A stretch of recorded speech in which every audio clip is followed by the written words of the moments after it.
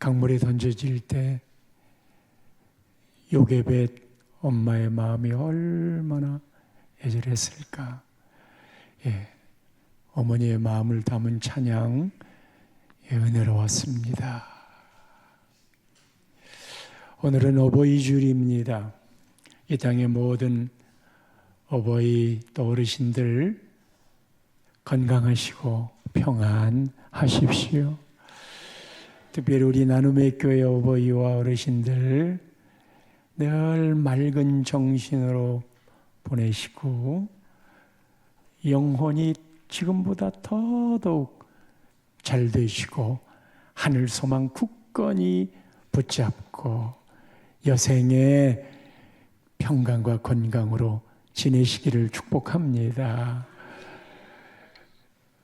우리 모든 자녀들은 부모님께 공경함으로 또 효도하시고, 효도 중에 효도가 예수님 잘 믿는 것이니 믿음의 계보를 아름답게 이어가기를 축복합니다.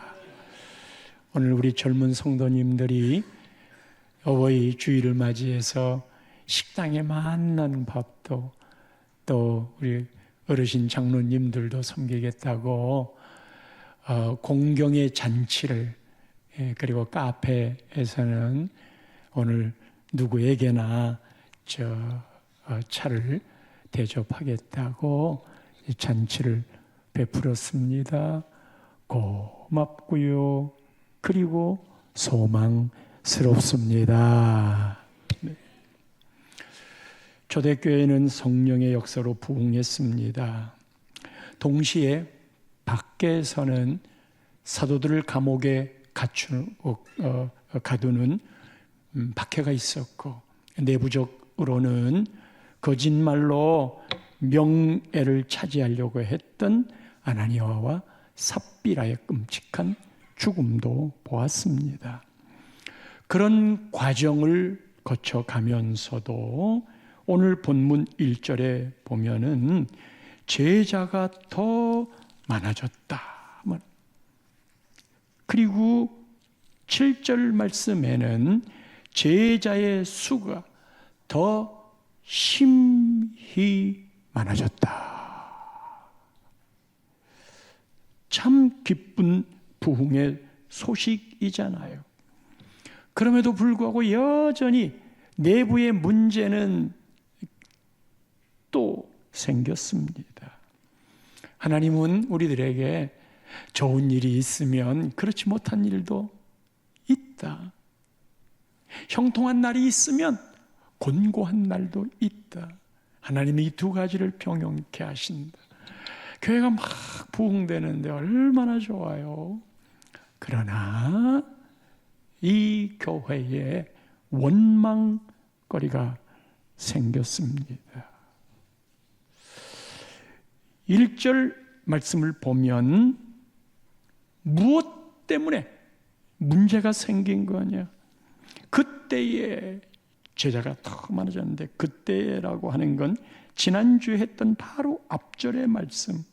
사도들은 예수의 이름을 위하여 능욕받는 일을 당연하게 합당한 자로 그거를 기쁘게 받고 나아가서는요, 날마다 성전이든 집이든 예수는 그리스도라고 가르치고 전도하기를 그치지 않았어. 그때에 제자가 더 많아졌는데, 많아진 부흥의 자리에 두 그룹이 생겼습니다. 하나는 헬라파 유대인, 또 하나는 히브리파 유대인. 둘 다 유대인인데 헬라파 유대인들은 흩어져서 디아스포라로 살다가 다시 돌아와 예루살렘에 자리한 사람들이고, 히브리파 사람들은 예루살렘을 중심으로 그곳에 살고 있었던 사람들입니다. 이 두 그룹 사이에 히브리파 사람을 원망하니 원망이 생겼어요. 부흥하는데. 성도 여러분, 삶을 살아가다가 나에게 원망이 생기잖아요. 그럼 우리 삶의 에너지가 다 방출됩니다. 원망이 생깁니다.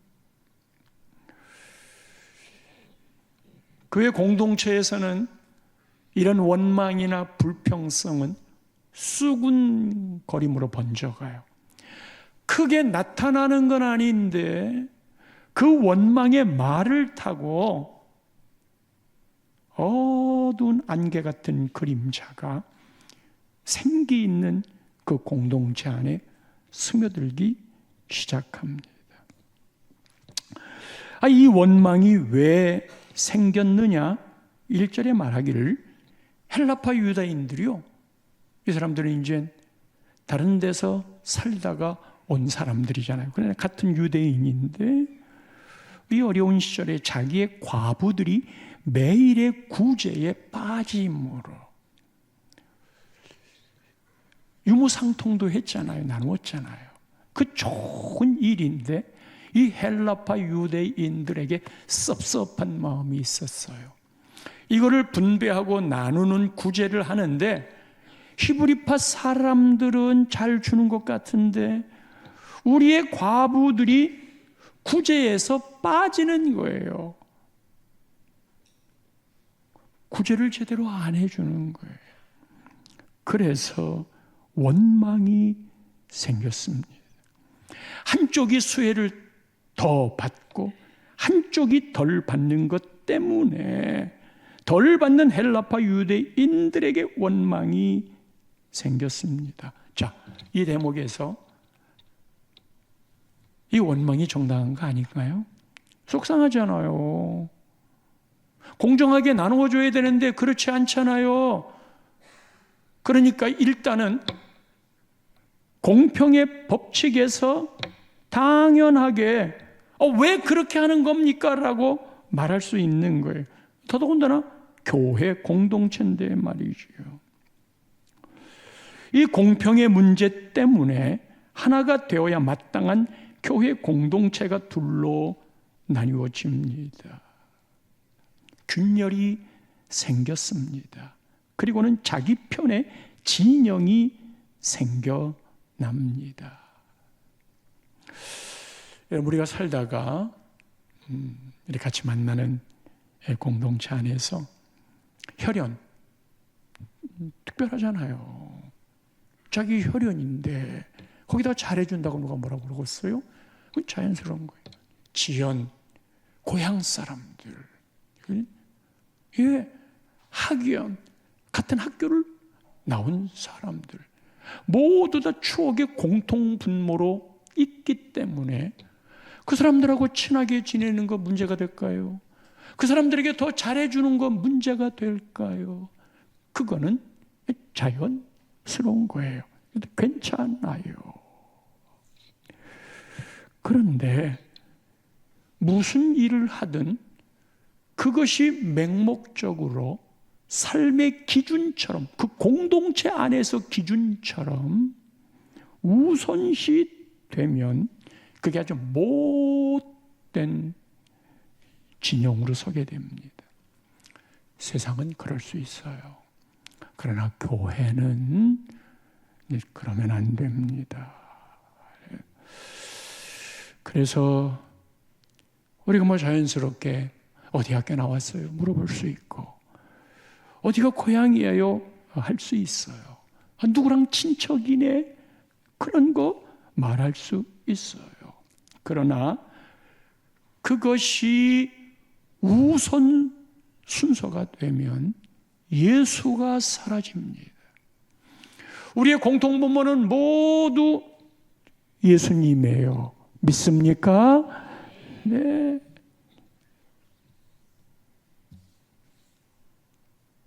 교회 안에서는 자연스럽게 가까운 사람을 소중하게 여기지만 그것이 우선시 되면 안 돼요. 그래서 흩어야 돼요. 교회는 정치와 무관할까요? 유관할까요?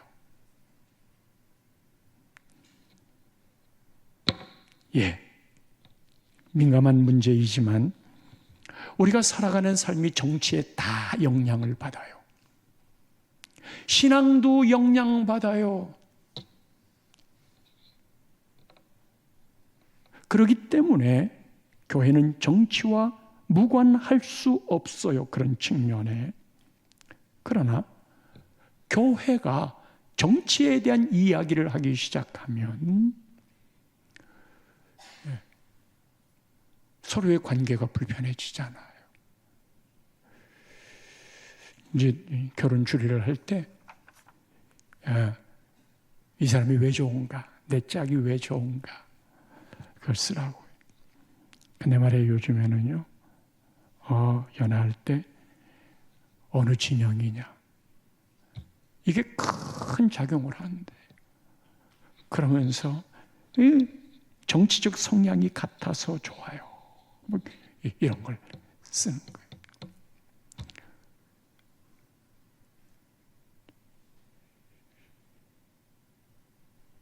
그러면 우리가 이 땅에 살면서 올바른 길을 가야 하는 거라면 성경에 나오는 지도자의 가치, 모세가 천부장, 백부장, 십부장을 세울 때 모세의 장인이 어떤 사람을 세우라고 이야기를 했어요. 다윗 왕, 그 데이빗 킹, 이 사람이 어떤 근거로 위대한 지도자가 되는가? 그 기준이 있어요. 하나님이 세우시는 기준이. 모세 이스라엘 민족의 지도자였지요. 그런 원칙들, 이 세상이 어디로 흘러가고 있는가? 우리의 지도자를 어떤 사람을 신앙적으로 살펴보았을 때 뽑아야 되는가? 이것이 말씀의 기준으로, 하나님이 세우시는 사람의 기준으로, 그리고 우리가 기도할 때마다 하나님을 두려워하는 그런 기도를 우리 많이 하잖아요. 하나님의 법이 공의가 강처럼 하수처럼 흘러갈 수 있는 그런 나라가 되게 해달라고. 사실 이런 거를 가르쳐줘야 되고 알아야 돼요.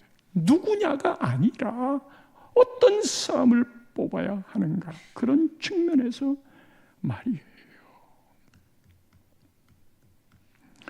개인적인 의사는 있을 수 있으나 자유로운 주장도 좋지만 교회 공동체는 언제나 예수 중심입니다. 예수당입니다.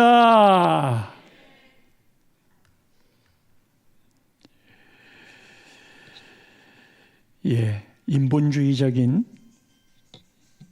진영 논리가 생기면 무엇을 하든지 자기 주장, 우리한테 더 안 왔다 이거예요. 왜 니들한테 더 갔니? 더 많이 수혜를 받고 싶어하고 손해보려고 안 해요. 그리고는 그것을 우리가 이렇게 억울하게 살아야 돼, 저것들은 저렇게 하는데, 그러니까 우리가 이거는 해치고 나가야 돼. 물론 때때로 진리 아닌 것이 등장할 때 그런 토론도 의견도 나올 수 있어요. 그런데 보세요. 지금 나온 이 원망은 초대교회의 원래의 원형은 사도행전 4장 32절에 보면, 사도행전 4장 32절에 이게 원형이었어요. 믿는 무리가 한 마음과 한 뜻이 되어 모든 물건을 서로 통용하고 자기 재물을 조금이라도 자기 것이라고 하는 이가 없더라. 자기 재물을 조금이라도 자기 것이라고 하는 이가 하나도 없더라. 원망이 생긴 건 자기 것이 없다고 하는 거예요. 저 사람께 더 많다고 하는 것 때문에 원망이 생긴 거예요. 그런데 초대교회는 원래 자기 재물을 조금이라도 자기 것이라고 하는 이가 하나도 없더라. 왜 우리는 빠졌습니까? 그러면서 공동체가 균열되기 시작하고, 이거는 공평하지 못합니다. 그러니 공정하게 해야 됩니다. 라고 좀 내세운 거예요. 성도 여러분, 사람들에게 가장 인기 있는 말이 뭔 줄 알아요? 그게 공평입니다. 누구도 그 말 앞에는 이유를 달 수 없습니다. 그런데 뭐가 공평할까? 12명의 제자 중에 예수님은요, 아이고 베드로와 야고보 요한 요 세 사람만 주로 다니고 다녔어요. 예수님이 공평을 몰라서 그랬을까요? 일단 공평이라는 말이 나오면 심정적인 지지를 합니다. 그리고 그게 맞다 하고 다 이슈로 멋진 멋진 이슈로 등장하고 거기에 동조해요. 공평의 문제를 들고 나오면 누구도 반대할 사람 없어요. 공산주의가, 사회주의가 추구하는 이념의 원리가 바로 4장 32절을 인용을 합니다. 네 것 내 것 없이 우리가 함께 살아가자라고 기독교에서 나왔다고 이야기를 해요. 근데 여러분, 하나님의 생각과 공산주의의 생각이 무엇이 다른 줄 알아요? 골고루 나누어야 된다. 골고루 나누어야 된다. 그 분배로 인하여 나에게 돌아올 몫을 보기 시작하는 거예요. 그리고 다른 사람이 더 받았으면 그때부터 원망이 생기는 거예요. 말인즉슨 골고루 나누어야 되지만 하나님이 없는 공동체는 모두가 다 자기 욕심으로 가득 차 있기 때문에 어떻게 나누어도 원망이 생기게 돼요. 왜? 나를 중심으로 바라보고 생각하기 때문에. 그러나 반면 하나님은 자기 재물이 분명했는데 조금이라도 자기 것으로 말하는 이가 없다. 이거는 나눔입니다. 이게 청지기의 사상입니다. 그러니까 하나님이 없는 나눔은 끝없이 인간의 본능이 자기가 움켜쥐는 거예요. 그래서 독재주의자들이 자기들은 다 차지하는, 뭐 가까이 얼마든지 볼 수 있잖아요. 그리고 자기를 따르는 사람들을 그것도 언제까지든지 모든 인민을 위함이 자기를 위함이 되는 거예요. 그러나 하나님은 그렇지 않잖아요. 공산주의의 공평 사상은 좋지만 문제는 자원의 한계가 있고 능력의 한계가 있다는 거거든요. 똑같이 다 나누지만 얼마 지나면 열심히 사는 자와 게으르게 사는 자 아웃풋이 달라요. 그러면 또 그때 똑같이 나누어서 열심히 한 사람이 많이 거두었으니까 이 사람 것을 빼앗아서 하지 않은 사람에게 주겠다? 그러면 그 사회가 어디로 가겠어요? 좋아한다는 말과 사랑한다는 말의 차이, 이 사랑이 좋아보다도 더 깊은 단계인 것 같지만 근본적으로 목적이 달라요. 좋아한다는 것은 모두 자기 중심으로 자기를 채워줄 때 좋아하는 거예요. 사랑한다고 하는 것은 그 상대에게 내가 희생할 수 있을 때 그때 사랑한다고 하는 거예요. 남편들 아내를 사랑하라, 그때 아가페를 썼잖아요. 그럼에도 불구하고 그렇기 때문이 아니야 네가 그렇기 때문에 내가 좋아해.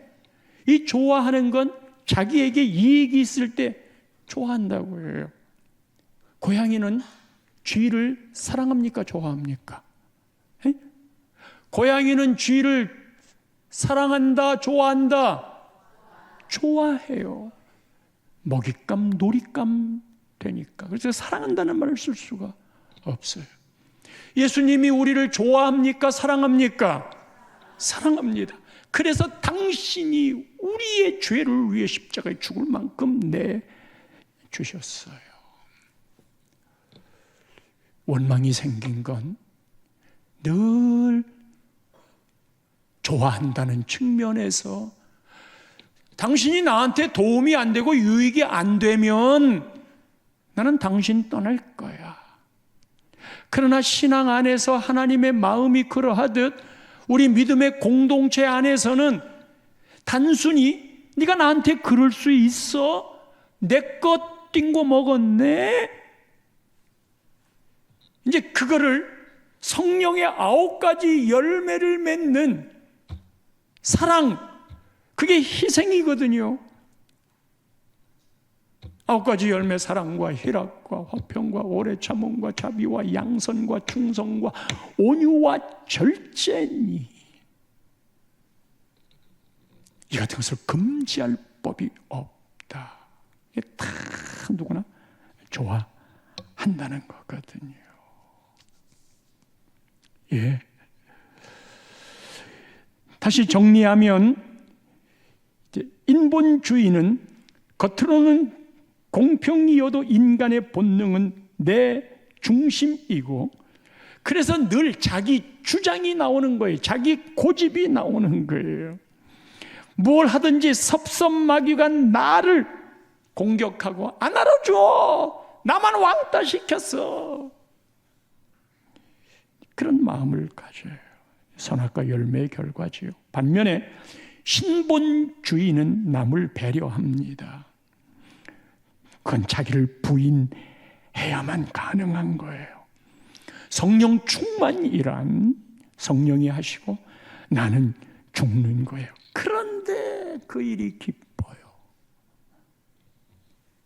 자, 사도들이 뭐 때문에 원망이 생겼는지 그 팩트를 알았어요. 아, 분배 문제 때문에 그랬구나. 구제에서 빠졌구나. 그래, 이거를 알았으니까 우리가 우리가 문제를 해결하자. 이 해결의 방법으로 뭐부터 하겠어요? 자, 여러분 다 오십시오. 우리 회의합시다. 난상 토론을 해서라도 서로의 마음을 서로 보여주도록 합시다. 그런 회의를 소집해서 묶어줄 수도 있고, 헬라파에게 그러고 보니까 그대가 손해를 받구만. 그러니까 좀 더 분배를 잘하도록 할게. 그리고 히브리파에는 당신들이 좀 양보 좀 해서 잘 어우러져 가야지. 이런 말이, 이런 설득 과정이 필요 없는 건 아니지만 제자들은, 사도들은 그런 방법을 안 썼어요. 우선 진단을 하는데 2절 말씀입니다. 이 원망의 팩트는 알았어. 그러나 이 원망의 이 팩트가 어떤 진단으로 나와 있느냐? 예, 사도행전 6장이에요. 예, 말씀 12 사도가 모든 제자들을 불러, 이때 말하는 제자들은 예수님을 믿는 사람들이에요. 우리가 하나님의 말씀을 제쳐놓고 접대를 일삼는 것이 마땅하지 아니하니. 접대가 구제라고 그랬죠. 이 구제라고 하는 단어의 난하주에 보면 재정출납이라고 그랬어요. 구제를 하려면 이게 재정이 나가야 되죠. 나중에 이 사람들이 안수를 받거든요. 그래서 안수 집사가 돼요. 안수 집사는 이 재정에 대한 부분들을 우리 헌법에도 체크하도록 그렇게 했어요. 섬기는 일 중에 헌금의 일을 섬기도록 말이지요. 이게 진단이에요. 우리가 접대에만, 구제하는 일에만 신경 썼어. 하나님의 말씀을 제쳐놓은 채로 우리가 그거를 알았어. 여러분, 접대가 잘못이에요? 굳이 하는 게 잘못이에요? 해야 해요. 그런데 사도들에게는 또 다른 해야 할 일이 있단 말이에요. 여러분, 얼마나 초대교회에 이 사도들이 바빴을까? 3,000명, 5,000명씩 와요. 그분들 다 이제 신출내기들이 많아요. 그거를 믿음으로 일으켜 세워야 되는데 얼마나 힘이 들겠어요. 교인들이 목사님 많이 바쁘시지요? 예, 우리는 5분 대기조입니다. 그리고 전천후입니다. 어떤 이는 목사님 주일에 예배 드리고 난 다음에 다른 시간들을 뭘로 보내요? 저 교회 안 다니는 사람들은 목사님이 가서 주일만 지키는 줄 알아요. 그 다른 날은 시간이 널널한데 그렇게 시간이 없으세요. 목회를 모르시니까. 교인들이 가끔 저에게 목사님 바쁘시지요? 이거 시예요. 인생 사계에 나오는. 교인들이 우리 목사님은 많이 바쁘시다 라고 말할 때 목회 열심히 하신다라는 사려 깊은 배려라는 생각도 들지만 때로는 그렇지 않을 수도 있다는 생각이 들었습니다. 바쁘다는 건 기도할 시간이 없다는 말입니다. 바쁘다는 건 성경을 못 읽고 있다는 말입니다. 지난 한 주간 책 한 권도 못 읽었습니다. 생각할 여유도 못 가졌습니다. 내가 짠 시간표는 없고 남이 짜준 시간표만 있습니다. 헛개비처럼 살아갑니다. 긴급한 일에 늘 쫓겨 중요한 일은 뒷전입니다. 그럴수록 메말라가는 내 영혼을 봅니다. 목사님 많이 바쁘시지요? 그 말을 들을 때마다 나는 기도도 못하고 말씀도 못 읽지요 라는 말처럼 들려 부끄럽습니다. 바쁘게 살지 말아야 합니다.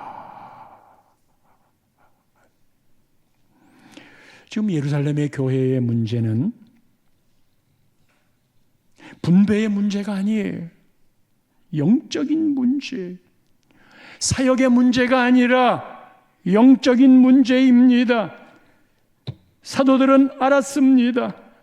우리가 열심히 구제하는 사역을 열심히 했지만 영적 약화가 왔다. 그래서 다시 본질로 돌아가지 아니하면 우리 교회는 인간의 교회가 되고 말 것이다. 그걸 아는 거예요. 그래서 오로지 기도와 말씀으로. 예수님의 삶을 보면 새벽 오히려 미명에 예수님이 기도하셨잖아요. 그런데 그 전날 지금식으로 말하면 그 전날이 주일이에요. 예배를 드렸어요. 설교하셨어요. 그리고는 오후에는요 베드로 장모의 병원 신방을 갔어요. 그리고는 저녁 저물 때에는요 귀신 들린 사람, 병든 사람들이 다 몰려와서 예수님에게 낫게 해달라고 그랬어요. 예수님이 그거 귀신 한 마리 쫓아내는데 우리보다야 쉽게 하셨겠지만 이게 신의 수 없는 일이에요. 그럼 그 다음 날 월요일에 새벽 5일은 민명에 예수님 기도하셨어요. 제가 그거를 보고는 월요일날 새벽 기도 빠지면 안 된다. 우리는 교역자는 월요일이 쉬는 날인데 주일도 또 토요일도 빠지면 안 된다. 이게 이제 주말 문화가 돼가지고 그때 기도를 안 하면 안 된다. 예수님이 오병이어 기적을 보고 사람들이 예수님을 임금 삼으려고 하니까 제자들에게 먼저 배 타고 가거라. 그리고 혼자 산에 올라가셔서 인기 최정점일 때 밤이 맞도록 기도하시고 내려오시는 거예요. 누가복음 5장 5절 말씀을 보면 예수의 소문이 더욱 퍼지며 수많은 무리가 말씀도 듣고 자기 병도 고침을 받고자 예수님께로 모여와요. 예수님의 소문이 이렇게 났고 이건 예수님이 하실 일 아니에요? 예수님 말씀을 듣고 싶어요. 예수님 제 병 좀 고쳐주세요 하고 오는 건 맞는 거잖아요. 잘못된 거 아니잖아요. 그런데 야속하게도 16절을 보면 이 예수님이요, 예수는 물러가서 한적한 곳에서 기도하시니라. 예수는 물러가서 한적한 곳에서 기도하시니라. 예, 저는 못 물러가요. 예수님은 그 능력이 어디서 나오는 줄 알아요. 우리는 직무유기라고 할 수 있어? 아니, 예수님이 말이요. 예수님은 그 물러가는 모습을 상상해 보세요. 그 물러가는 상상을 해보세요. 지금 말씀해 주세요. 고쳐주세요. 아주 냉정하듯이, 냉정하기까지 않았을지도 모르지만 물러가서 한적한 곳에서, 그래야만 예수님이 사역을, 그래야만 살 수 있어. 성도 여러분, 하나님과 관계없는 봉사 충분히 있을 수 있습니다. 일부 예배 때에는 봉사하시는 분들이 많이 나와요. 식당 봉사도 일부 예배 때 해야 되고, 예배를, 교사들 일부 예배 때 해야 돼요. 예배 없이 봉사 없습니다. 여러분, 예배 안 드리고 학생들 앞에서 나한테 흘러나오는데 허겁지겁 가가지고 하겠어요? 예배 없이 봉사 없어요. 셀리더 여러분, 기도와 말씀 없이 여러분들이 영혼을 관리하실 수가 있으실까요? 섬길 수가 있을까요? 권사님들, 기도 뛰어넘어야 된다고 수없이 얘기합니다. 안수 집사님들, 성경의 가닥을 잡아야 된다고. 그래야 가정을 하나님의 말씀대로 이끌어갈 수 있다고. 예, 우리 교회도 이게 서 있어야, 사실 기도하지 않고 하나님 일을 하잖아요. 그러면 짜증나요. 이게 그냥 번아웃 돼요. 지쳐버려요. 그러면서 왜 내 영혼을 채워주지 않는 겁니까? 본인이 채워야 되는 거예요. 그거 안 하면 힘들어요. 이기는 길은 믿음과 기도이거든요. 예, 5절에 보면 온 무리가 이 일을 기쁘게 여겼어요. 예, 오늘 본문 5절에 이게 다, 야, 그 말이 맞다. 그러니까 사도는 기도와 말씀, 그리고 우리 집사들은 오롯이 사도들이 했던 그 굳이 않은 그 일을 맡아서 합시다. 그를 다 기뻐했어요. 그 섬겨야 돼요. 지금 그러지 않으면 이런 건 이런 목회들은 다 목사님이나 교육자들이 하는 거지. 목사님은 기도하시고 말씀 잘 알려주셔요. 목양이라고 하는 게 올라운드 플레이거든요. 사람의 마음을 읽는 것까지. 그러나 그것들을 할 수 있는 힘들을 얻는 게 그런 일. 그러려면 교회가 한 가지씩 일들을 잘 맡아주셔요. 그리고는 7사람을 세웠어요. 7사람은 성령 충만, 지혜 충만, 칭찬 듣고 믿음 충만한 사람. doing보다는 being의 존재. 나무에서 열매가 맺혀지는 거예요. 어떤 나무냐가 중요한 것이지요. 그랬더니 7절 말씀에 어떻게 됐나 보셔요. 우와, 제자의 수가 더 힘이 많아지고 허다한 제사장의 무리도 이두에 복종하니라. 허다한 제사장이라고 하는 거는, 제사장들은요, 예수님 십자가에 죽으시고 난 다음에 제사가 필요 없어질 사람들이잖아요. 그래, 예수님 때문에 일거리를 잃은 거예요. 그런데도 이 사람들이 오는 거예요. 뭐 때문에? 하나님의 말씀이 왕성해요. 하나님의 말씀이 교회를 세우는 거예요. 네, 우리도 꿈꿉시다. 기도와 말씀의 영역으로 들어가 봅시다. 그 힘에서 나오는 능력으로 하나님 교회를 잘 섬겨갑시다. 할렐루야.